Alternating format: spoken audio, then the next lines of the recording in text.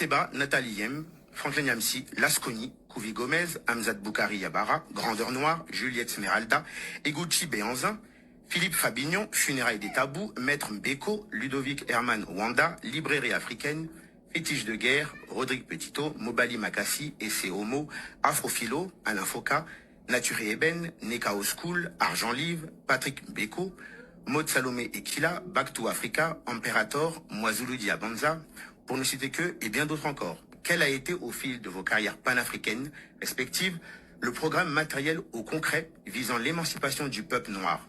Il n'y en a pas.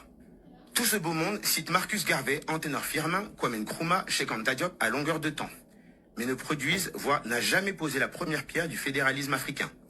La seule image que vous aurez d'eux, c'est un poing en l'air devant une foule en délire. Une véritable honte. Les Occidentaux se rient de nous à parler sans produire, à se plaindre sans produire, à quémander sans produire.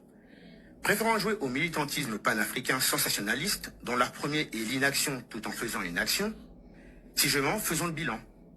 Qu'est-ce qu'à part crier à tue-tête, je souhaite la fin du franc CFA, le départ des bases militaires, des partenariats gagnant-gagnant, etc., sans créer l'unité d'un peuple et sa sauvegarde civilisationnelle. Rien, absolument rien. Revenons un court instant à nous-mêmes et sur nos classes dirigeantes comme panafricaines, quelque peu à l'image des sapeurs. Vous penserez sûrement que je suis dur avec les nôtres. Je répondrai ceci. Je ne suis pas dur avec les panafricaines et panafricains, ou encore les dits gouvernants qui ou quels pointent du doigt.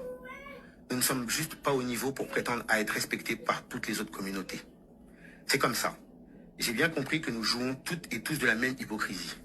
On se plaint, mais on ne fait rien. On regarde les horreurs que les Occidentaux et Orientaux nous infligent sans lever le petit doigt. On sait ce qui est à faire, mais on ne s'y colle pas. On remet inlassablement à plus. Il faut faire le constat, faisons le bilan. Est-ce que l'Afrique est un continent développé? Est-ce que nous sommes souverains? Est-ce que nous faisons notre monnaie? Avons-nous une politique monétaire souveraine? On n'a pas de monnaie. On est dirigé par des puissances étrangères. Voilà un panafricaniste qui se pense africain. Toi, tu es un occidental, mon gars, qui pense qu'on n'a pas nous-mêmes nos propres monnaies. Il y a 34 monnaies en Afrique. Si tu étais africain, tu aurais compris que l'Afrique ne se limite pas qu'au pays qui utilisent de francs CFA.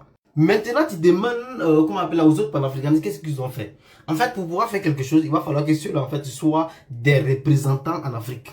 C'est des gens qui ne représentent même pas les populations de eux-mêmes, leur propre pays. Vous croyez que ceux-là, ils peuvent lutter, en fait, ils peuvent faire quelque chose, en fait, dans le but de fédérer l'Afrique. Le Gaïa, il est assis, il pose la question, qu'est-ce que Nathalie Yam et Alain Foucault, Kémy Seba ont fait, en fait, dans le but de fédérer l'Afrique ou de créer la monnaie africaine? Ils représentent qui d'abord? La moindre des choses, c'est de savoir est-ce que cela représente quelqu'un.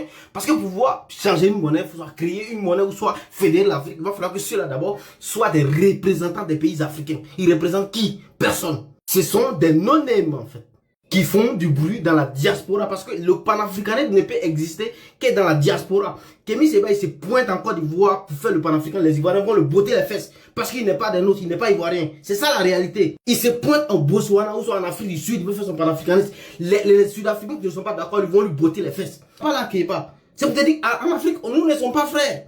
Le panafricanisme n'existe que dans la diaspora et sur les réseaux sociaux. On ne peut pas demander à ceux-là quel est le bilan. Mais parce qu'ils représentent quoi? Ils représentent personne. Ce sont les non-names sur les réseaux sociaux. Tu vas demander bilan de l'Afrique à Fétiche de guerre ou à Nathalie Yam quoi. Ils sont qui?